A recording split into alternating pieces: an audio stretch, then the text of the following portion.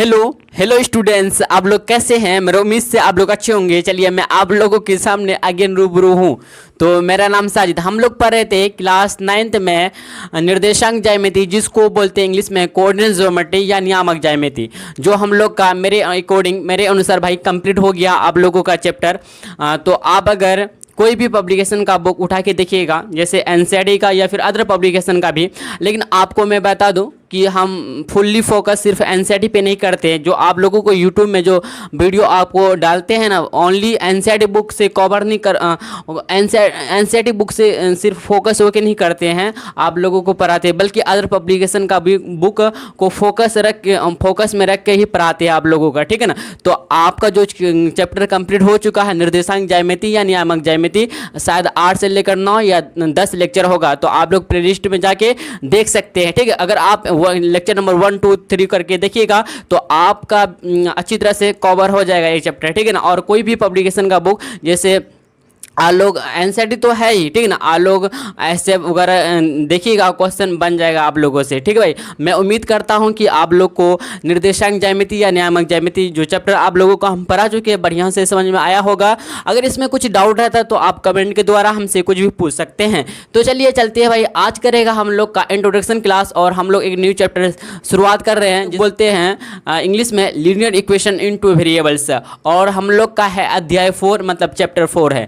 तो चलिए चलते हैं, लेक्चर को स्टार्ट करते हैं। लेकिन इससे पहले मैं बता दूं कि जो न्यू छात्र छात्राएं हैं, तो अगर आप मेरे चैनल के द्वारा आप पहली बार आए तो आप अपना फीडबैक दे सकते हैं, और अपना अगर वीडियो पसंद आए या लेक्चर पसंद आए तो लाइक सब्सक्राइब भी कर दीजिए, और अपना फ्रेंड सर्कल में भी शेयर कर सकते हैं। चलिए भाई चलते हैं, बिना टाइम का वेस्ट किए हुए हम लोग चलते हैं, लेक्चर को स्टार्ट करते हैं।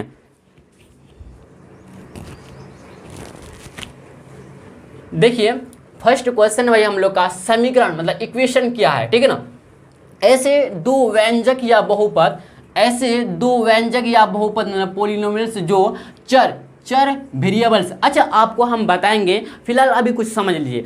चर जैसे एग्जांपल की तौर से देखिए एक्स वाई जेड, चर का मतलब वेरिएबल्स होता है। क्या इसको इंग्लिश में क्या बोलते हैं? वेरिएबल्स, मतलब जिसका मान चर मतलब क्या होता है? जिसका मान निश्चित नहीं होता, अनिश्चित होता है, ठीक है, बदलते रहता है। चर जैसे एक्स वाई जेड, समझे ना। हाँ, तो अभी फिलहाल मान लीजिए, ठीक है, आपको अभी शॉर्ट में बताया, लेकिन आपको चर अचर और इससे आगे लेक्चर 2 या लेक्चर 3 में हम लोग आपको बताएंगे अच्छी तरह से, ठीक है ना, कोई दिक्कत नहीं लेना आपको। चर मतलब वेरिएबल्स के किसी खास मान के लिए, खास मान मतलब वैल्यू के लिए बराबर, मतलब क्या बराबर मतलब इक्वल हो, तो उस कथन को, उस स्टेटमेंट को समीकरण, देखिए समीकरण को हम लोग शॉर्टकट में माध्यिका का 0 बैठा देते हैं, समीकरण इसको बोलते हैं, ठीक है, समीकरण कहते हैं। देखिए फिर हम रिपीट करना चाहते हैं, समीकरण मतलब इक्वेशन क्या है, व्हाट इज इक्वेशन क्या है। तो ऐसे दो व्यंजक या बहुपद जो चर मतलब वेरिएबल्स के किसी खास मान के लिए बराबर हो, किसी खास मान के लिए बराबर हो मतलब इक्वल हो, तो उस कथन स्टेटमेंट को समीकरण कहते हैं। क्या कहते हैं? समीकरण कहते हैं। चलिए भाई नेक्स्ट हम लोग रिमार्क को पढ़ते हैं। यदि दो व्यंजक आपस में बराबर हो तो इस बराबरी को समीकरण कहते हैं। अब देखिए ये भी एक तरह से क्या डिफरेंशिएशन हो गया, समीकरण का नहीं हुआ। बताइए, यदि दो व्यंजक आपस में बराबर हो तो इस बराबरी को हम लोग ना क्या बोलते हैं? समीकरण, इक्वेशन बोलते हैं। और इक्वेशन को शॉर्टकट में EQ ऊपर पे n लगा देते हैं, इक्वेशन हो जाता है, इक्वेशन कहते हैं पूर्णांक, ठीक है ना। चलिए नेक्स्ट हम रिमार्क को पढ़ते हैं भाई। क्या है? दो व्यंजकों के बीच बराबरी दिखाने के लिए चिन्ह बराबर, इसका चिन्ह बराबर का चिन्ह प्रयोग मतलब यूज किया जाता है। बराबर के दोनों ओर के व्यंजकों में से प्रत्येक पद मतलब टर्म को पक्ष साइड कहते हैं। प्रत्येक टर्म को पक्ष मतलब साइड कहते हैं। बाईं ओर के व्यंजक को बायां पक्ष, देखिए बाईं ओर व्यंजक को बायां पक्ष तथा दाईं ओर व्यंजक को दायां पक्ष मतलब राइट हैंड साइड बोलते हैं, ठीक है, कहते हैं। अब देखिए नेक्स्ट हम लोग रिमार्क को पढ़ते हैं। किसी भी समीकरण, किसी भी इक्वेशन में चर चर आपको पता है जिसका मान निश्चित होता है कि नहीं, वो बता दें। जिसका मान अनिश्चित होता है, क्या होता है भाई? अनिश्चित होता है। अचर अचर जिसका मान क्या निश्चित होता है और बराबर क्या इक्वल का चिन्ह मतलब सिंबल उपस्थित रहता है, किस में रहता है, इक्वेशन में रहता है। याद रखिएगा क्या क्या चिन्ह मौजूद रहता है भाई, चर अचर और बराबर का चिन्ह होना जरूरी है। क्या होने के लिए भाई, क्या बताइए, समीकरण के लिए होने के लिए, क्या इक्वेशन होने के लिए। चलिए भाई चलते हैं। अगर यहाँ तक आप लोग अच्छी तरह से समझ गए हैं तो आपको भाई एक बात बता दूं कि आप ना नोट्स अच्छी तरह से बनाइएगा इस चैप्टर का। आपको हम बार बार कहते हैं भाई कि नोट्स आप लोग के लिए ना काफ़ी लाभदायक है, काफ़ी इंपॉर्टेंट है, ठीक है ना। तो आप लोग इस जिस तरह से मैं लेक्चर बाय लेक्चर करवाता जाऊँगा, ठीक है ना, तो आप लोगों को इस तरह से क्या नोट्स बनाते हुए जाना है, ठीक है भाई। प्लीज़ भाई प्लीज़ भाई मेरा बात मानिएगा, आप लोग मेरा बात को फॉलो कीजिए भाई, ठीक है। तो चलिए चलते भाई, इससे आगे हम लोग बढ़ते हैं, ठीक है। यहाँ तक किसी को स्क्रीनशॉट खींचना है तो खींच सकते हैं या फिर पोस्ट करके लिखना चाहते हैं लिख सकते हैं। चलिए हम लोग आगे बढ़ते हैं। चलिए भाई आपको हम समझाते हैं चर अचर और संख्या किसे कहते हैं। मतलब चर अचर देखिएगा, थोड़ा ध्यान से देखिए। चर देखिए फिलहाल के लिए समझिए, चर किसको बोलते हैं ना, जिसका मान क्या होता है, निश्चित नहीं होता, अनिश्चित होता है, जिसका मान बदलते रहता है। जैसे एक्स वाई जेड, उदाहरण के में देखें तो X Y Z M A to Z में कुछ भी आ जाए, समझे, M N P Q ETC, ठीक है, ETC समझे। ETC को हम लोग क्या बोलते हैं, इत्यादि या फिर आदि बोलते हैं, ठीक है ना, इत्यादि बोलते फिर या आदि बोलते, ठीक है। इसको क्या बोलते हैं, चर। चर को हम लोग बोलते हैं क्या इंग्लिश में, वेरिएबल्स। क्या बोलते हैं भाई, वेरिएबल्स बोलते हैं, ठीक है ना। याद रखिए इस बात को। अब चलते हैं, पहला पॉइंट को समझे चर। अब दूसरा इस देखिए, आपको मैं जो अभी लिखा रहे ना, तो आपको जो जस्ट अभी जो आपको लिखाए थे मतलब नीचे रिमार्क था, इसके नीचे छापना है, ठीक है ना। तो चर हुआ। अचर देखिए, अचर देखिए, अचर को ना विचर भी बोलते हैं या संख्या भी बोला करते हैं, ठीक है। अचर विचर या संख्या, जिसको हम लोग बोलते हैं इंग्लिश में क्या, कांस्टेंट। क्या बोलते हैं, कांस्टेंट बोलते हैं, ठीक है ना। बात को समझिए थोड़ा सा। देखिए एग्जाम्पल में देखें तो जैसे 1 हो गया, 2 हो गया, 3 4 5 9 10 100, मतलब जिसका मान निश्चित होता है, ठीक है ना। बताइए निश्चित होता है, ठीक है। अब समझते हैं क्या पद, क्या टर्म समझते हैं। एक हम लोग का आया था ना डिफिनेशन में, पद मतलब टर्म। देखिए पद या टर्म इसको बोलते, क्या बोलते हैं, टर्म बोलते हैं, ठीक है ना भाई, टर्म बोलते हैं। तो जैसे कि आपको हम कुछ लिखाते हैं, जैसे देखिएगा, जैसे 2x² एक टर्म हो गया, जैसे 2y एक टर्म हो गया, ठीक है ना, जैसे 9y² ये भी टर्म हो गया। तो देखिएगा इधर आप बात को समझने की कोशिश कीजिएगा भाई। देखिएगा यहाँ पे 2x² जो है यहाँ पे है, तो अगर आपसे यहाँ बोले इसका पहला टर्म हो गया, हुआ कि नहीं, ये टर्म हो गया, ये भी टर्म हो, ये भी ETC इस तरह का टर्म होता है, ठीक है ना बात। देखिए टर्म जो बनता है, पद जो बनता है, चर और अचर का गुणनफल बनता है। देखिए चर पद जो बनता है भाई, पद चर गुना अचर, चर गुना अचर से बनता है, क्या बनता है, पद। क्या बनता है, पद, मतलब जिसको बोलते हैं टर्म बोलते हैं, ठीक है ना। इस बात को याद रखिए। देखिएगा आप देखिए यहाँ पे 2 क्या है, आप बोलेगा जी चर है, और अचर क्या है यहाँ पे, x² है, यस है ना भाई, अचर नहीं, सॉरी यहाँ पे देखिएगा इधर, अगर 2 के बारे में बोले, अगर 2 के बारे में बोलेंगे तो ये 2 यहाँ पे क्या अचर है, विचर है, संख्या है, 2 है ना संख्या। तो अगर इसमें देखिए संख्या होगा 2, यहाँ पे देखिए भाई अचर या विचर या संख्या देखेंगे तो यहाँ पे 2 हो गया, अचर या विचर या संख्या, और x² जो होगा चर हुआ ना, क्योंकि आपको पता है एक्स वाई जेड में या A to Z में कुछ हुए तो चर और अचर का गुणनफल होकर ना पद बनता है, टर्म बनता है, इस बात को याद रखिएगा। लेकिन आपको अगर इसमें पूछे कि x² का गुणांक क्या, x² का गुणांक क्या भाई, गुणांक क्या है, तो आप बोलिएगा, क्या बोलिएगा बताइए, x² का गुणांक क्या है, यहाँ पे 2 होगा, क्या होगा, 2 होगा। चलिए भाई एग्जाम्पल लेकर हाँ आपको ना कुछ दिखाते हैं, देखिएगा ध्यान से।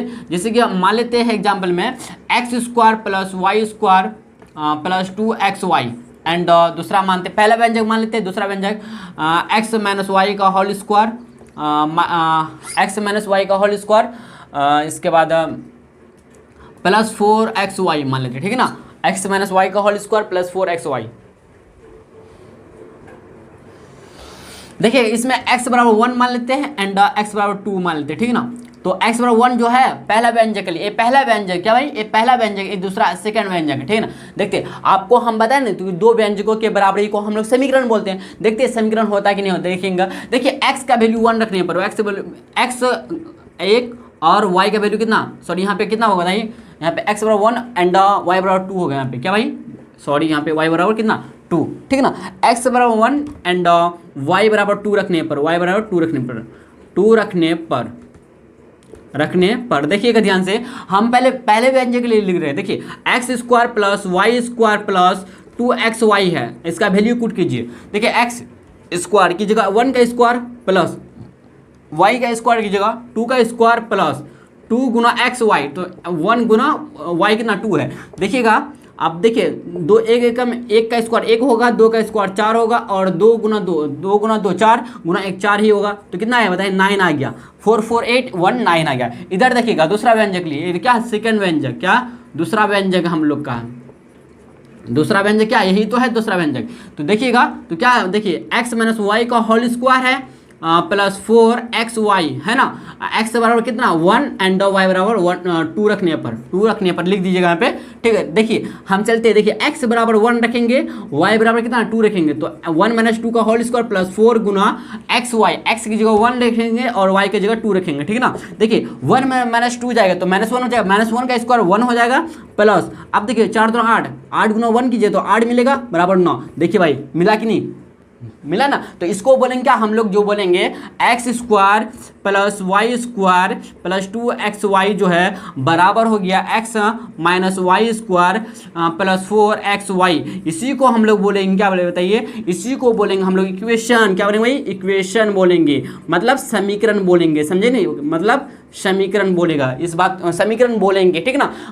बताया था आपको दो व्यंजकों की बराबरी को हम लोग समीकरण करें। देखिए ना आप, देखिए पहला व्यंजक लेकर हम लेकर चले तो 9 मिला, दूसरा व्यंजक को मान के चले फिर 9 मिला, ठीक है ना। तो x बराबर 1 रखे और y बराबर 2 रखने पर, ठीक है ना। तो दोनों कंडीशन में क्या हुआ, दोनों शर्तों में क्या हुआ ना कि 9 वैल्यू निकला कि नहीं बताइए, दोनों जगह 9 वैल्यू, पहला व्यंजक का भी 9 और दूसरा व्यंजक का भी 9 निकला। तो इसलिए क्या हुआ ना कि x square plus y square plus 2xy equal to हो गया एक्स माइनस वाई का होल स्क्वायर प्लस 4xy। तो ये जब इक्वल हो गया, आपस में बराबर हो गया, तो इसी को बोलेंगे हम लोग क्या, इक्वेशन बोलेंगे, क्या बोलेंगे इक्वेशन, मतलब समीकरण बोलेंगे। तो चलिए भाई यहाँ तक छाप लीजिएगा। तो चलिए चलते हैं आगे, हम लोग बढ़ते हैं, ठीक है। चलिए भाई एग्जाम्पल आपको दिखाते हैं इक्वेशन लेकर, देखिएगा इक्वेशन का एग्जांपल, जैसे 2x प्लस 6 बराबर 3, ठीक है। तो दूसरा लेते हैं हम लोग क्या, 6x square plus 4 equal to 2ax, ठीक है।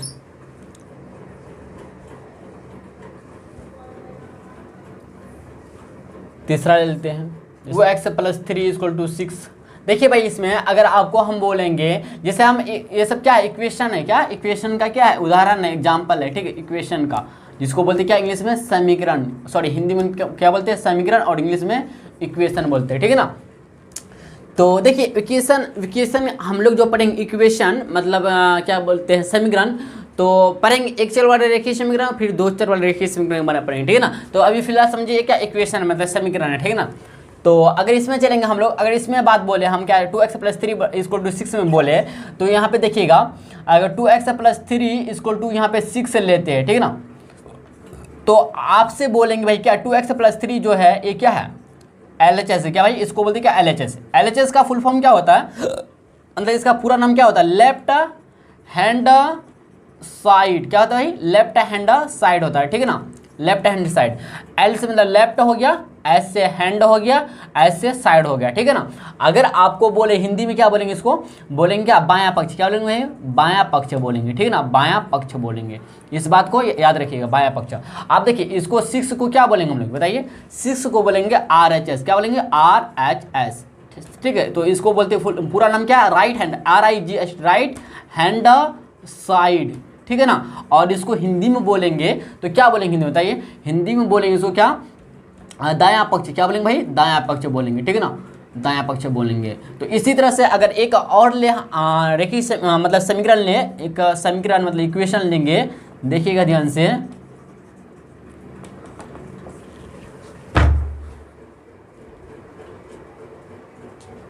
Three x plus 5y minus 2 equal to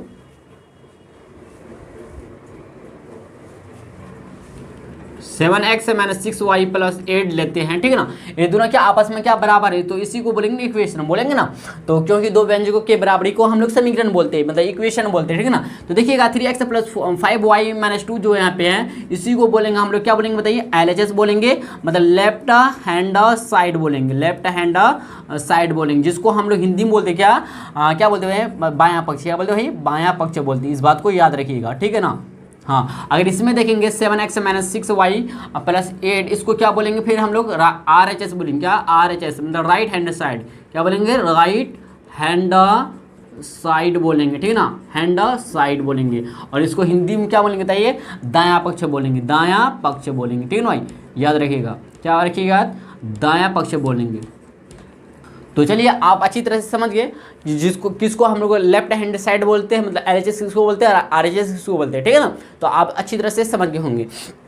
तो ये जो बराबर का चिन्ह जो है आप जानते हैं, बराबर का चिन्ह है सिंबल है, ठीक है ना। तो इधर वाला को हम लोग मतलब क्या कहते हैं, बाएं की तरफ, बाईं ओर को हम बोलते हैं क्या, बायां पक्ष बोलते हैं, मतलब लेफ्ट हैंड साइड मतलब LHS बोलते हैं। और दाईं ओर की साइड को हम लोग बोलते हैं क्या, राइट हैंड साइड बोलते हैं, राइट हैंड साइड, आर से मतलब राइट, ऐसे हैंड, ऐसे साइड मतलब दायां पक्ष बोलते हैं, ठीक है ना। इसको बायां पक्ष बोलते हैं, इसको बायां पक्ष, इसको दायां पक्ष। अगर इसको बोलेंगे LHS, इसको बोलेंगे RHS। बात को समझ गए होंगे, ठीक है ना। तो बराबर देखिए इक्वेशन होने के लिए ना बराबर का होना बहुत जरूरी भाई, ठीक है ना। इक्वेशन होने के लिए बराबर का होना जरूरी है, ठीक है ना। जब तक कोई दो व्यंजक आपस में बराबर नहीं होगा, इक्वल का सिंबल नहीं लगेगा ना, तब तक इसको हम लोग इक्वेशन नहीं बोल सकते हैं, ठीक है ना। इस बात को याद रखिएगा। तो चलिए चलते भाई नेक्स्ट क्वेश्चन की तरफ बढ़ते हैं हम लोग, ठीक है, यहाँ तक छाप लीजिएगा आप लोग। चलिए भाई नेक्स्ट क्वेश्चन हम लोग का, एक चर वाले रेखीय समीकरण क्या है, ठीक है ना। ऐसा समीकरण जिसमें केवल एक चर होता है और उस चर का अधिकतम क्या, मैक्सिमम घात, क्या भाई, अधिकतम घात मतलब क्या, मैक्सिमम घात मतलब पावर, ठीक है, 1 हो, क्या भाई 1 हो, उसे एक चर वाला रेखीय समीकरण क्या कहते हैं, रेखीय समीकरण इक्वेशन कहते हैं, ठीक है ना। तो नेक्स्ट हम लोग रिमार्क को पढ़ते हैं। एक चर वाले रेखीय समीकरण का सामान्य रूप मतलब जनरल फॉर्म क्या होता है, x plus b equal to 0, जहाँ a नॉट इक्वल मतलब 0 का, ठीक है ना। तो चलिए चलते हैं, आपको देखिए समीकरण, देखिए समीकरण इक्वेशन जिसको बोलते हैं हम लोग, क्या बोलते हैं भाई, इक्वेशन इंग्लिश में। देखिए एक चर वाला रेखीय समीकरण होने के लिए क्या चाहिए, देखिए इक्वेशन है, ठीक है ना, जिसमें एक चर हो, क्या भाई, एक चर कितना होना चाहिए, एक चर, जैसे x, y, x या y या z डॉट या कुछ भी, मतलब एक ही चर होना चाहिए। और जिसका अधिकतम घात, चर का अधिकतम घात, क्या, चर का अधिकतम घात, जिसको देखिए अधिकतम घात को इंग्लिश में बोलेंगे मैक्सिमम पावर, क्या है, मैक्सिमम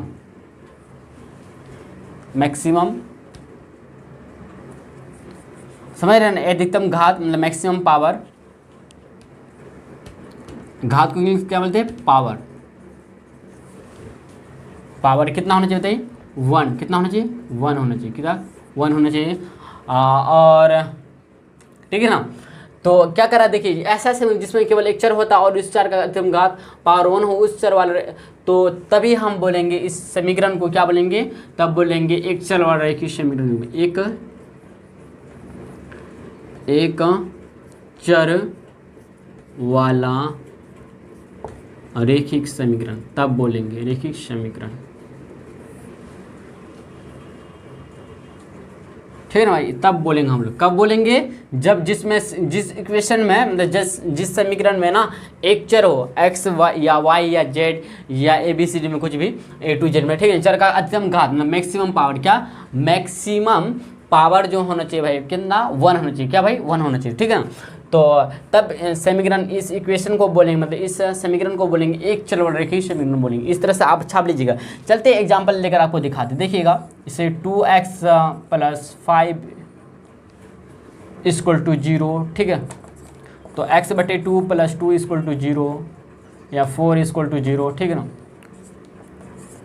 थर्ड लीजिए, देखिए 3x प्लस 69 या फिर 60 इक्वल टू 0, इस तरह का, ये सब इक्वेशन को बोलेंगे क्या, एक चर वाला रेखीय समीकरण में, क्या बोलेंगे, एक चर वाला रेखिक समीकरण, ठीक है ना, याद रखिएगा। आप लोग छाप लीजिएगा भाई। तो चलिए चलते हैं फिर नेक्स्ट की तरफ हम लोग बढ़ते हैं, ठीक है, इतना आप लोग छाप लीजिएगा। चलिए भाई आपको दिखाते हैं, निम्न रूप से बदलता है। देखिए यहाँ पे जैसे कि देखिए बराबर इधर है, ठीक है ना, बराबर इधर क्या, मान लेते इधर प्लस है, ठीक है ना, इधर क्या है, प्लस, तो इधर प्लस होगा, इधर जाएगा क्या बनेगा बताइए, प्लस जाके इधर बनेगा क्या, माइनस बनेगा, ठीक है। इधर रहेगा माइनस तो इधर बराबर, तो इधर प्लस बनेगा, ठीक है। अगर इधर गुना है तो बराबर इधर जाएगा तो क्या बनेगा, भाग बनेगा, ठीक है ना। अगर इधर भाग है तो इधर जाएगा, मतलब बराबर के इस तरफ जाएगा तो बनेंगे क्या, गुना बनेंगे। इस बात को रखिए। फिर इस तरह से देखिएगा ध्यान से, अगर इधर बराबर, इधर भी है बराबर है, ठीक है ना। अगर इधर प्लस में है बराबर तो इधर जाएगा माइनस बनेगा, ठीक है। क्या होगा, माइनस में है। इधर अगर माइनस है, इधर अगर माइनस है तो इधर जाएगा क्या बनेगा, प्लस बनेगा, ठीक है ना। और इधर गुना है, इधर जाएगा तो भाग हो जाएगा। तो इधर बराबर है तो इधर क्या, मान लेते भाग इधर है तो इधर जाएगा क्या, गुना बनेगा। इस बात को आप साइन को याद रखिएगा, ठीक है ना, बराबर के इधर वाला। तो प्लस से माइनस, माइनस से प्लस, फिर गुना से भाग, भाग से गुना।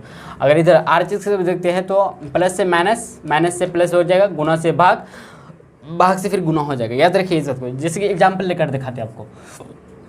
जैसे हम मान लेते हैं भाई क्या, एक इक्वेशन हम लोग का 2x + 5 = 6 मान लेते हैं, ठीक है ना। अगर हमको देखिए ये क्या +5 है ना, 2x = 6 - 5 हो जाएगा। प्लस से माइनस बताए ना, प्लस से माइनस इस तरफ जाएगा, प्लस से माइनस, ठीक है ना। तो बराबर का सिंबल इधर है। तो दूसरा एग्जाम्पल लेते हैं। जैसे कि मान लेते हैं 6x + 9 6x - 9 = 0 लेते हैं, ठीक है ना। कोई दिक्कत नहीं, बताइए। नहीं, अगर आपको देखिए 6x = 9 हो जाएगा, क्यों, माइनस से प्लस, माइनस से प्लस, तो माइनस है इधर प्लस हो जाएगा। बात को समझ रहे हैं, इस तरह से हो जाएगा। याद रखिए इस बार, इधर यही कंडीशन लगेगा, यही नियम लगेगा, यही शर्त लगेगा, ठीक है ना। इसी तरह से बनेगा, आप समझ गए होंगे बात को।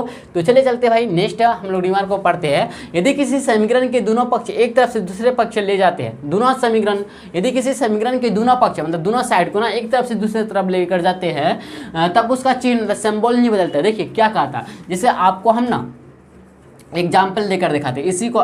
चलिए कुछ नया एग्जाम्पल, जैसे कि मान लेते हैं क्या, 2x + 5 = -9 + 6 है, ठीक है ना। जब आप पूरे को उठा के इधर लेकर चेंजिंग कीजिएगा, मतलब क्या 2x + 5 ये जो हुआ LHS हुआ, यस है ना। आप बोले जी हाँ, ये LHS हो गया, ये RHS हो गया, हुआ कि नहीं बताइए। आप बोले जी हाँ हो गया।